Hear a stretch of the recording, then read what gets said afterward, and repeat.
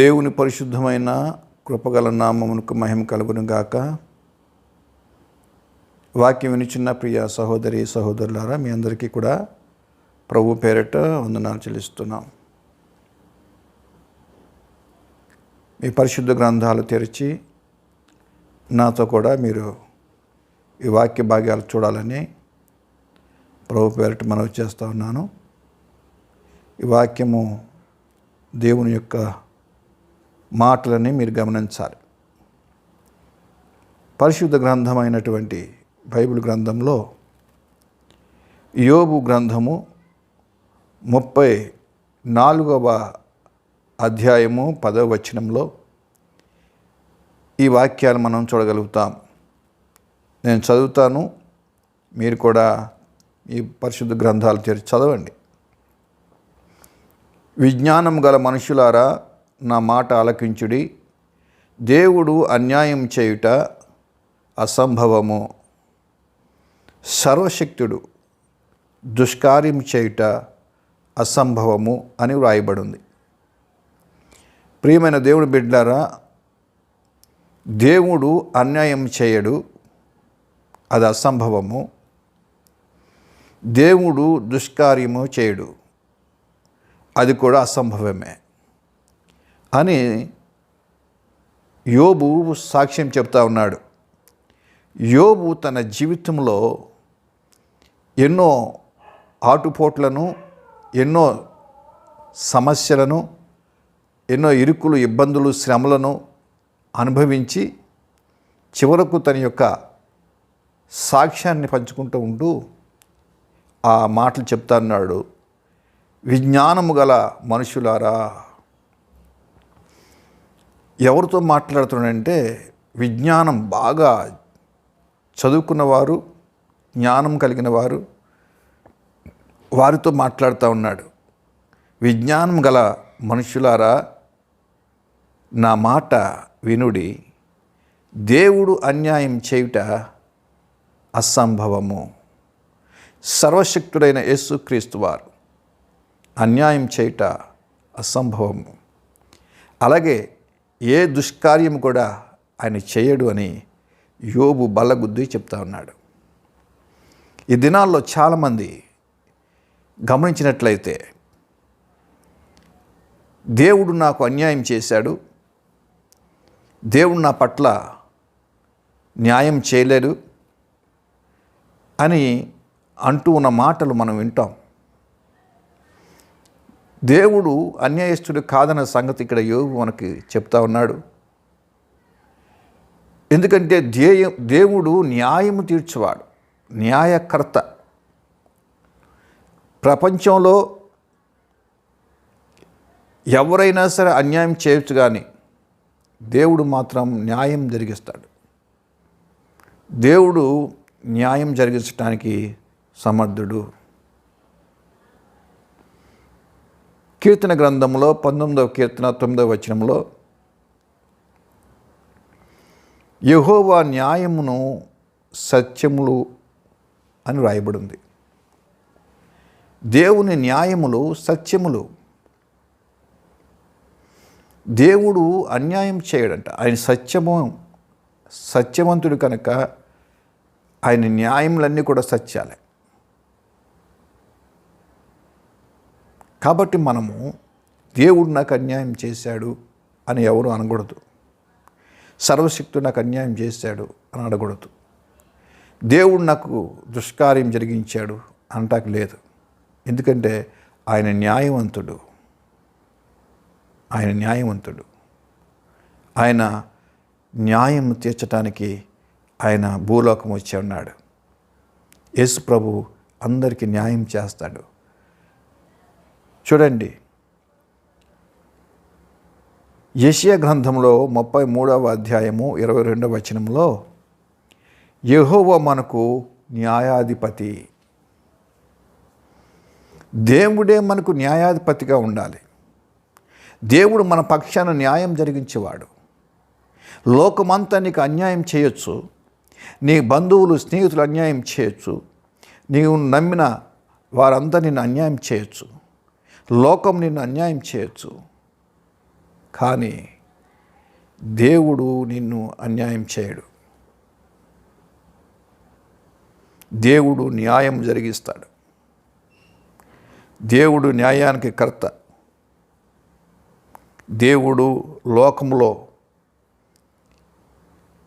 అన్యాయస్తులుగా ఉండడు. దేవుడు అన్యాయం చేయటకు నరుడు కాదు. నరుడైన ఉన్నవాడు ఎప్పుడో ఒకసారి న్యాయం తప్పచ్చు. కారణం పరిశుద్ధ గ్రంథం తెలియజేస్తుంది. ఏమని తెలియజేస్తుందంటే, నీతిమంతుడు లేడు, ఒక్కడునూ లేడు.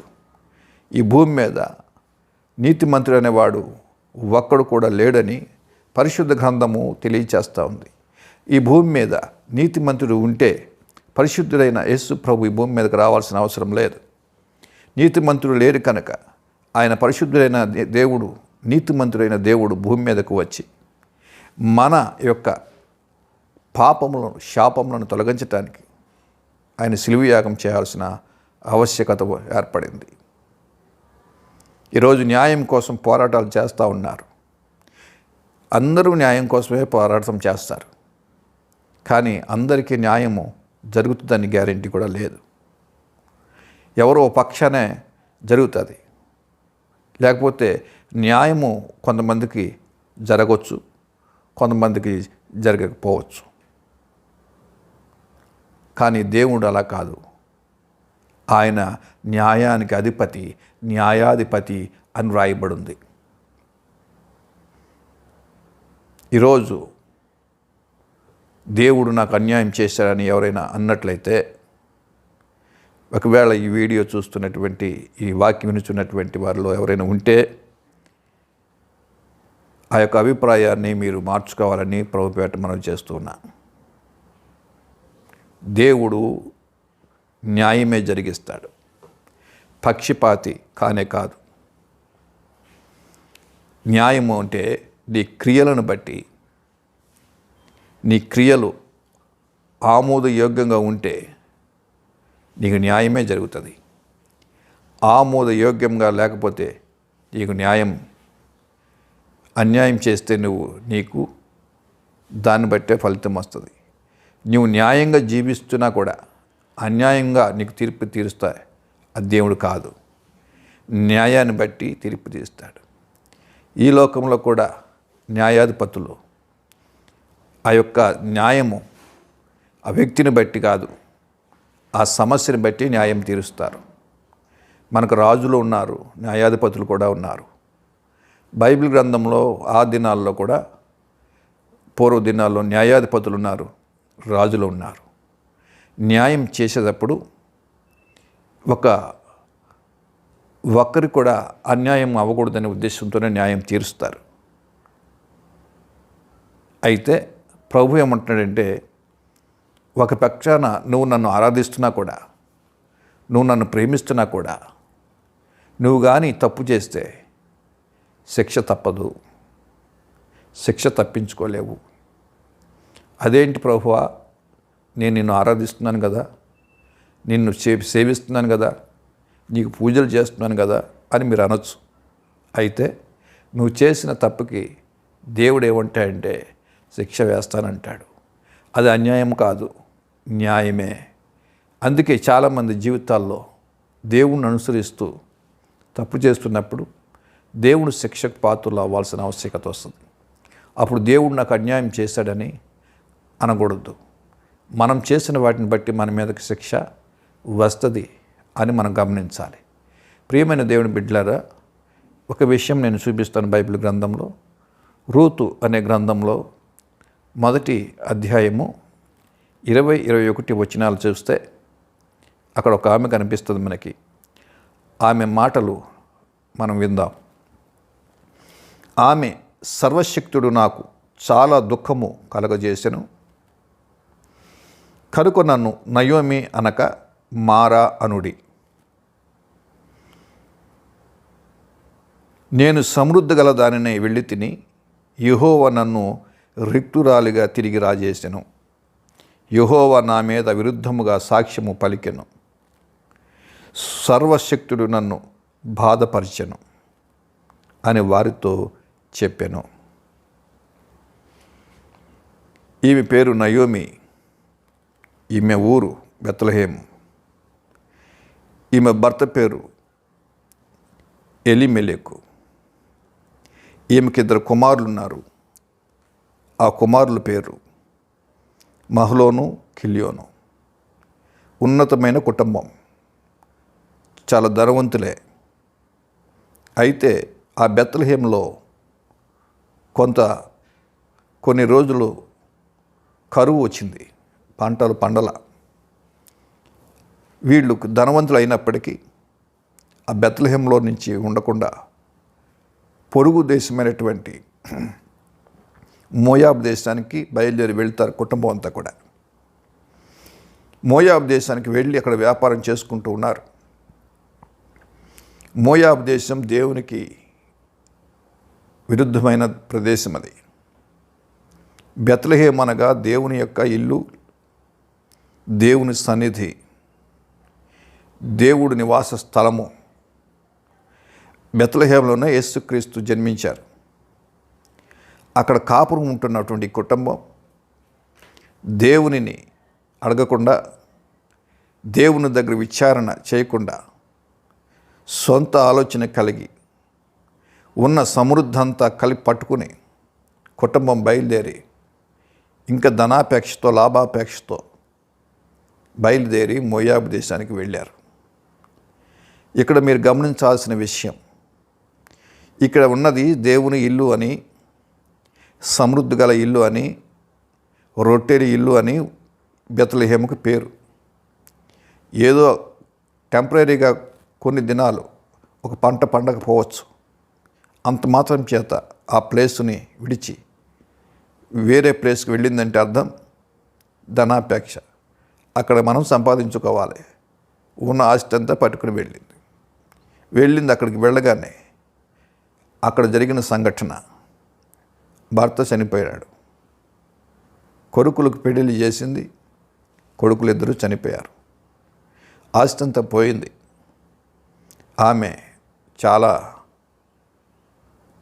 మనిషి కూడా సమస్తము కోల్పోయి రూపురేఖలు మారిపోయింది. తర్వాత ఆవిడన్నీ కూలిపోయి తిరిగి బెత్లెహేము వస్తున్నప్పుడు అక్కడ ఉన్న ప్రజలు ఆవిడను గుర్తుపట్టలేని పరిస్థితి.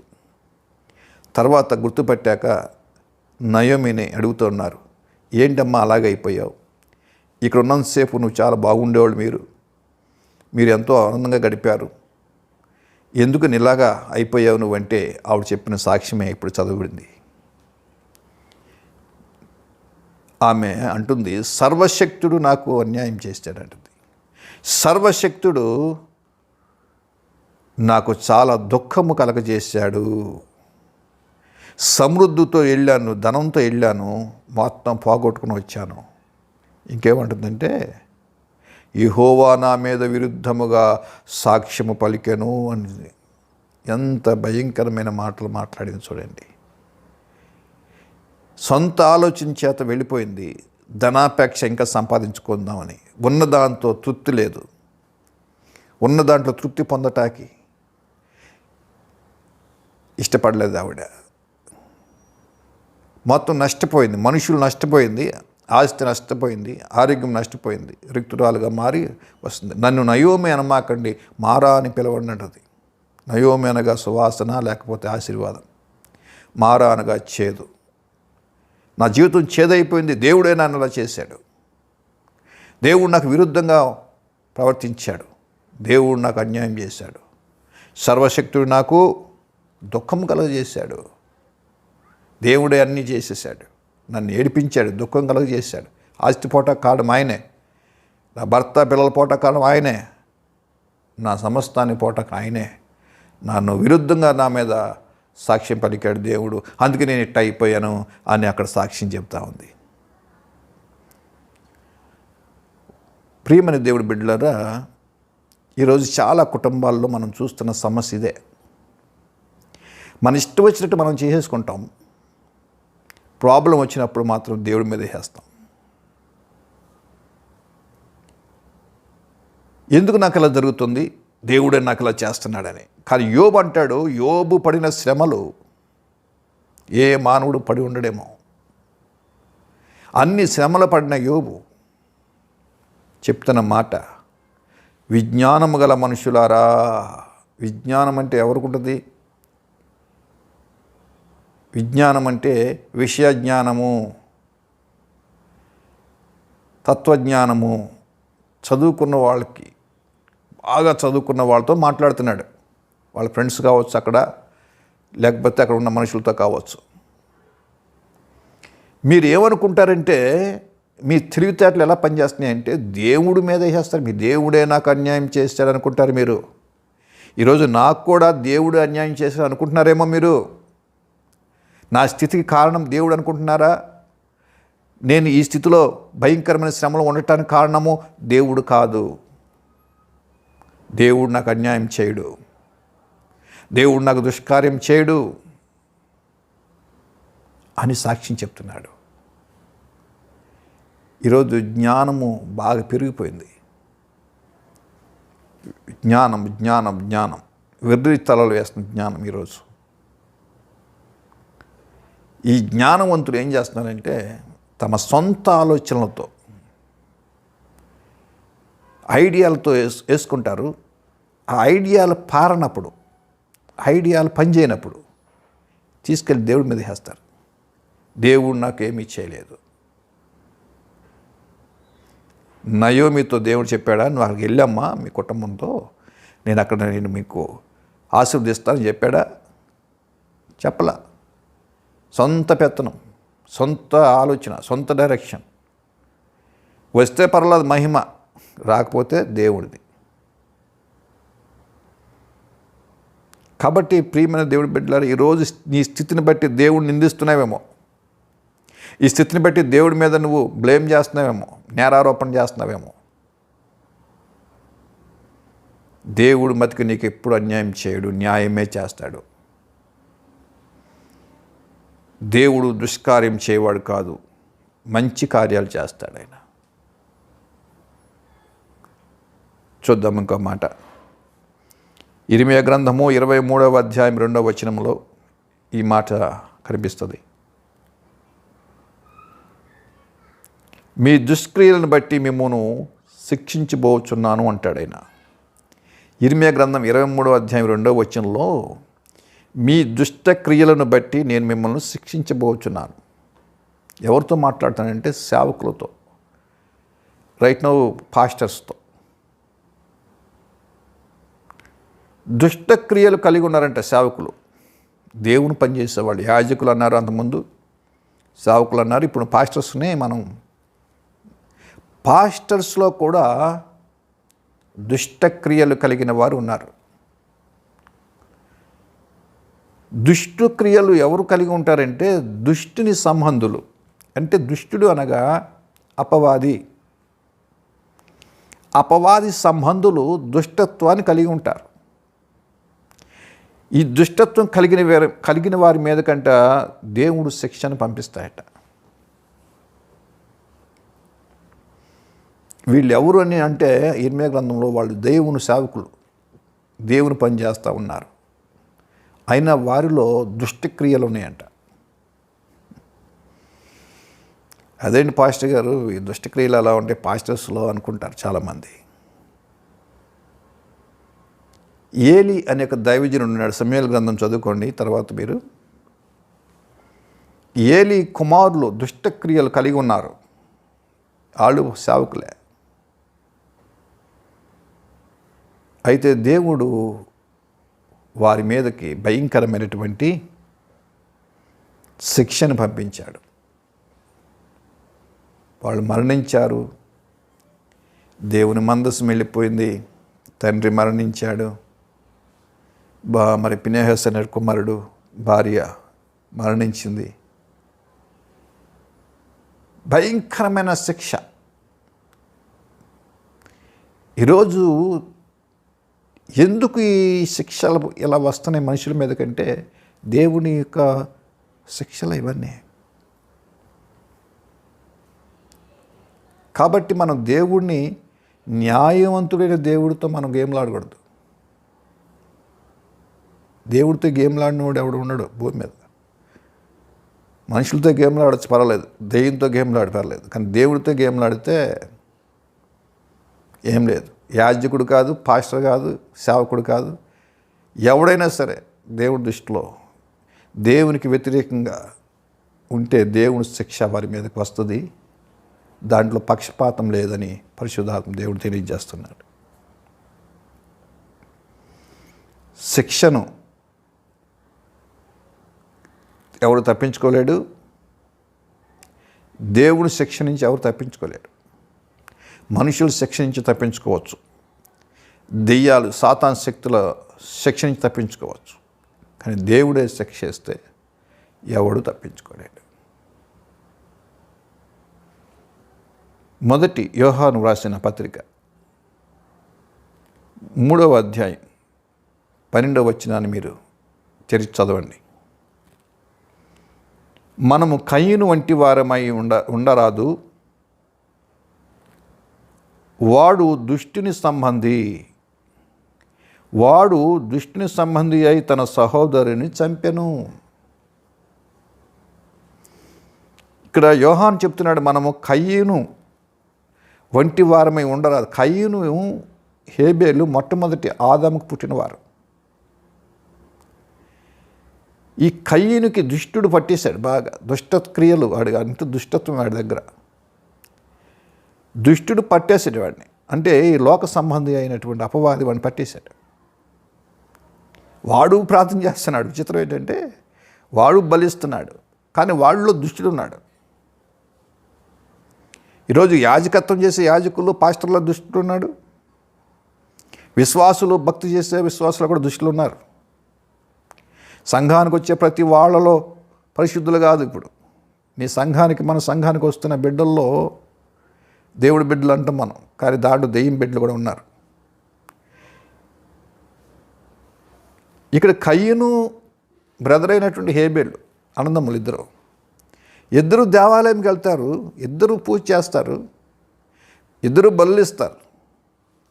కానీ హేబేల్లో ఏ దుష్టత్వం లేదు, కానీ కయీనులో దుష్టత్వం కలిగి ఉంది. దుష్టత్వం కలిగి ఉంటూనే దేవుడికి ఆరాధన చేస్తుంటారు వీళ్ళు. కొంతమంది సంఘాలకు వస్తూ ఉంటారు, పాస్టర్స్కి తెలియకపోవచ్చు, కొంతమంది పాస్టర్లు గమనించరు, కొంతమంది గమనిస్తారు. చర్చికి వెళ్తూ ఉంటారు, కానీ వాళ్ళ దుష్టత్వం కలిగే ఉంటారు, వాళ్ళు మానరు. ఈ దుష్టత్వం ఎక్కడి నుంచి వస్తుంది? దుష్టుని ద్వారా వస్తుంది. దుష్టుడు అనగా అపవాదులు కళ్ళు లోపల పెట్టుకుని వస్తుంటారు, పైకి మాత్రం భక్తి చేస్తుంటారు. అలాంటి వారిగా మీరు ఉండకూడదంటాడు యోహాన్ గారు. ఎందుకని? మీ మీదకి శిక్ష వస్తుంది. ఆ కయ్యూని మీదకి దేవుని శిక్ష వచ్చేసింది. దేశ దిమ్మరైపోతాడు కయ్యూను. దేవునితో పెట్టుకుంటే మామూలు విషయం కాదుగా. హేబేల్ని, ఆ దుష్టత్వం కలిగి ఉన్నటువంటి కయ్యూను హేబేల్ని తమ్ముని చంపేస్తాడు. మొట్టమొదటి మర్డర్ కేసు అదే బైబిల్లో, మొట్టమొదటి మర్డర్. ఎవరు చూడటానికి జనమే లేరు కదా, అప్పుడు పాపులేషన్ లేదు. వాళ్ళే పొలంలో చంపేశాడు ఇద్దరు అన్నదమ్ములు. ఫస్ట్ జనరేషన్, ఫస్ట్ ఫ్యామిలీ అది. కానీ దేవుడు చూశాడు, ఆ హేబేలు నీతిమంతుడి యొక్క హేబేలు రక్తము దేవుడితో మొరపెడతా ఉంది. ఆ చూసినటువంటి దేవుడు కయీను అడుగుతాడు, కయీను నీ బ్రదర్ ఎక్కడ అంటే, కయీను అంటాడు, నా తమ్ముడికి నేను కాపలాదారున్నా, నన్ను అడుగుతా మీరు తెలియదు. చూడండి, దుష్టత్వం కలిగిన వారు చాలా రెక్లెస్గా ఉంటారు. రెక్లెస్ ఉంటుంది, బాగా రెక్లెస్ ఉంటుంది. కానీ వాళ్ళు కూడా భక్తి చేస్తారు. ప్రతి ప్రాబ్లం. పెద్ద సంఘానికి వెళ్తున్నాం అంటారు. మాది చాలా పెద్ద సంఘం అండి. ఎంత రెక్లెస్ అంటే వాళ్ళకి రెక్లెస్సే, ఆ బోధకులకి రెక్లెస్సే. దుష్టుడు ఆ రెక్లెస్ని కలగజేస్తాడు. వాళ్ళు ఎవరున్నారంటే దుష్టత్వం. వాళ్ళు ఎవరు లెక్చర్, వాళ్ళు మేమే హీరోలు అంటారు. వాళ్ళు వాళ్ళ మీదకి దేవుని ఉగ్రత ఒకరోజు రాబోతుంది. దేవుని యొక్క శిక్ష అంట వాళ్ళ మీదకి వస్తుందంట. ఎందుకు ఇలా జరుగుతోంది అనుకుంటారు వాళ్ళు. దేవుని శిక్ష ఎందుకు వస్తుందంటే నీ మీదకి, నీలో కయ్యను వంటి స్వభావం, దుష్టత్వం కలిగి ఉంటే నీ మీదకి దేవుని యొక్క శిక్ష వస్తుంది. కాబట్టి దుష్టత్వము దుష్టుడి ద్వారా వస్తుంది, కానీ దేవుడు దుష్కార్యం చేయడు. దుష్టుడు చేస్తాడు దుష్కార్యాలు, నీలో ఉన్న దుష్టుడే. కయ్యూనికి ఉన్న లక్షణాలు ఏంటంటే కోపం ఎక్కువ కయ్యూనికి. దేవుడు అడిగితే ఎంత కోపం వచ్చేసిందో. ఇంకొక లక్షణం ఏంటంటే ఈర్ష్య ఉంది. తమ్ముడు మంచి బలులు ఇచ్చాడు, నేనమ్మ చెడ్డ బలు ఇచ్చాను, నువ్వు కూడా మంచిది ఇవ్వచ్చు, కానీ ఈర్ష్య పడ్డాడు. ఎవరైనా మంచి పని చేస్తే కొంతమంది తట్టుకోలేక ఈర్ష్య వచ్చేస్తుంది. అది దుష్టుడి నుంచి పుట్టింది. మీలో దుష్టత్వం మీరు కలిగి ఉన్నారని గుర్తుపెట్టుకోవాలి. ఎవరైనా మంచి పని చేసినప్పుడు సంతోషపడ్డారనుకోండి, మీరు దేవుడు బిడ్డలే. కొంతమంది ఈర్ష్యగా ఉన్నారంటే వాళ్ళ దుష్టుడు ఉంటాడు. కయ్యూనులో దుష్టుడు ఉన్నాడు కనుక ఈర్ష్య కలిగి ఉన్నాడు తమ్ముడి మీద. తర్వాత కోపం కలిగి ఉన్నాడు, దేవుడి మీద కోపగించాడు. నేను ఏమన్నా మా తమ్ముడు కాపలనా? ఈ సాయితాన సంబంధులు అపవాదులకి కోపం ఎక్కువ వస్తుంది. కోపము, ఈర్ష్య, పగ, ప్రతీకారం చివరికి నరహంతకుడుగా మార్చేసింది కయ్యూన్ని. ఆయనలో ఉన్నటువంటి ఆ యొక్క దుష్టత్వం లాస్ట్కి ఏం చేసిందంటే తమ్ముడిని చంపటానికి, నరహంతకుడిగా మారిపోవటానికి ప్రేరేపించింది.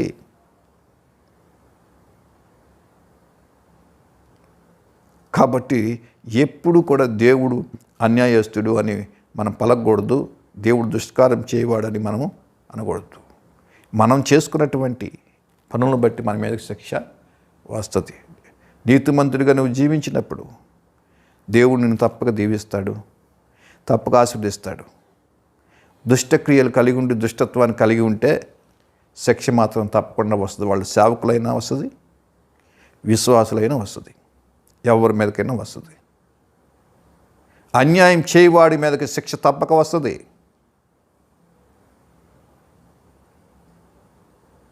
ఈరోజు చాలామంది చాలా రకాలుగా చెప్తున్నారు, ఎందుకు జరుగుతుంది, ఎందుకు వస్తుంది, ఎందుకు జరుగుతున్నాయి, ఇవన్నీ ఉపద్రవాలు ఎందుకు వస్తున్నాయి అంటే అమాయకంగా మాట్లాడతారు. పాపమే, మానవుడు యొక్క పాపం ద్వారానే భూమి మీదకి శిక్ష వచ్చేస్తుంది. ఎవరినైనా అడగండి, ఎంత అమాయకంగా చెప్తారో, ఏ పాపం ఎరగనన్నట్టుగా చెప్తారు వాడు. అసలు నేనే నీతిమంతుడు అంటాడు. ఎంత నీతిమంతుడు గెటప్లు వేస్తారంటే, వేషం వేస్తారంటే దేవుడికి కూడా ఆశ్చర్యం కలిగేటట్టుగా చేస్తారు వీళ్ళు. ఎందుకు ఈ భూమి మీదకి శిక్ష వస్తుంది అంటే దుష్కార్యాలు ఎక్కువైపోయినాయి భూమి మీద. దుష్టుని చేతిలో, భూమి అంతా దుష్టుని చేతిలో ఉందని బైబిల్ గ్రంథం తెలియజేస్తూ ఉంది. కయ్యూను స్వభావం గల మనుషులు కనురప్ప మూసి తెరిసే లోపల నిన్ను మోసగిస్తారు. మోసం ఎక్కువైపోయింది. పగ, ప్రతీకారాలు, పాపము, దైవభక్తి లేదు, పాప భీతి లేదు, భయము లేదు, భక్తి లేదు. నరులు ఇష్టం వచ్చినట్టుగా ప్రవర్తిస్తున్నారు, దేవునికి వ్యతిరేకంగా జీవిస్తూ ఉన్నారు. కనుకునే ఈ యొక్క శ్రమలు మనకి రావటానికి కారణం, ఈ యొక్క శిక్ష రావటానికి కారణం అదే. శిక్ష అనుభవిస్తున్నావా? శిక్ష నుంచి తప్పించుకోవాలనుకుందా? అయితే ఒక్క పని చేయండి, విజ్ఞానం గల మనుషులారా,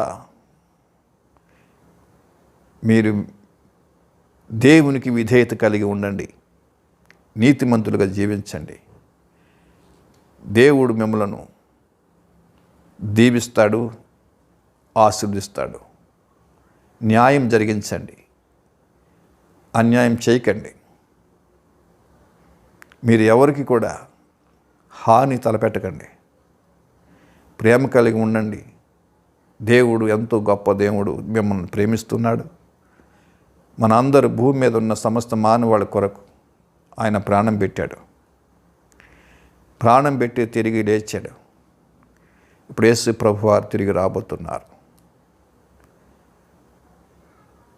ఎవరైతే తన నోటితో తన పాపం ఒప్పుకొని క్రీస్తు నా సొంత రక్షకుడిని అంగీకరిస్తారో దేవుడు వారిని దర్శించడానికి ఇష్టపడతా ఉన్నాడు. ప్రభు లోకం ఎంతో ప్రేమించెను. భూమి మీద నీతిమంతుల మీద వర్షం ఎలా పడుతుందో, ఎండ ఎలా కాస్తుందో, దేవుని ప్రేమ అందరి మీద అలాగే ప్రవహిస్తూనే ఉంది. ఆ ప్రేమను పొందుకోవాలంటే నువ్వు జాగ్రత్త కలిగి దేవుడి మాట విని ఆ ప్రకారం జీవించు. నీ ఇష్టం వచ్చినట్టు ఆలోచించేసి నువ్వు పాడైపోయాక నా కారణం నన్ను ఎలా అవటానికి కారణం దేవుడు అని మాత్రం నువ్వు దేవుడి మీద బ్లేమ్ చేయక, మాక దేవుడి మీద నేరం మోపక నువ్వు జాగ్రత్త కలిగి ఉండాలని పరిశుద్ధాత్మ దేవుడు మనతో మాట్లాడుతూ ఉన్నాడు. ప్రియ సహోదరుడా, మీ జీవితాలు ఎలా ఉన్నప్పటికీ, ఈరోజు స్థితి ఎలా ఉన్నప్పటికీ, మీ శ్రమలు ఎలాంటివైనా సరే దేవునికి అసాధ్యము కాదు. ఆయన తప్పక మీకు న్యాయం తీరుస్తాడు. ఆయన మీ పక్షాన వ్యాజ్యమాడే దేవుడు. ఆయన మీ పక్షాన కృప చూపించే దేవుడు. మీ కుటుంబానికి ఆదరణకర్తగా ఉండే దేవుడు. సమృద్ధినిచ్చే దేవుడు. నీ కన్నీటిని తుడిచే దేవుడు. నేను స్వస్థపరిచే దేవుడు. నీకు విడుదల దయచేసే దేవుడు. ఆ దేవుడు నీతో ఉన్నాడు. ధైర్యం కలిగి ప్రార్థన చేసుకో. నీ జీవితము మార్చబోతున్నాడు దేవుడు. న్యాయంగా జీవించు. వచ్చిన దాంట్లో కష్టపడి కష్టార్జితంలోంచి నువ్వు తృప్తిపడి దేవుని కొరకు జీవించు. నిన్ను దేవుడు దీవిస్తాడు. మీ కుటుంబాలన్నీ కూడా ప్రభువులో దీవించబడాలని కోరుకుంటూ ఈ మాటలు ముగిస్తా ఉన్నా. తలలు వంచని ప్రార్థన చేసుకుందాం. పరిశుద్ధుడా, ప్రేమగల తండ్రి, ఘనమైన ఉన్నతమైన శక్తి గల నామానికి కోట్లాదిక వందనాలు. ఇప్పటి వరకు మీరు మాట్లాడిన ప్రతి మాట మా హృదయంలో నీరు కట్టి ఫలింపచేయండి.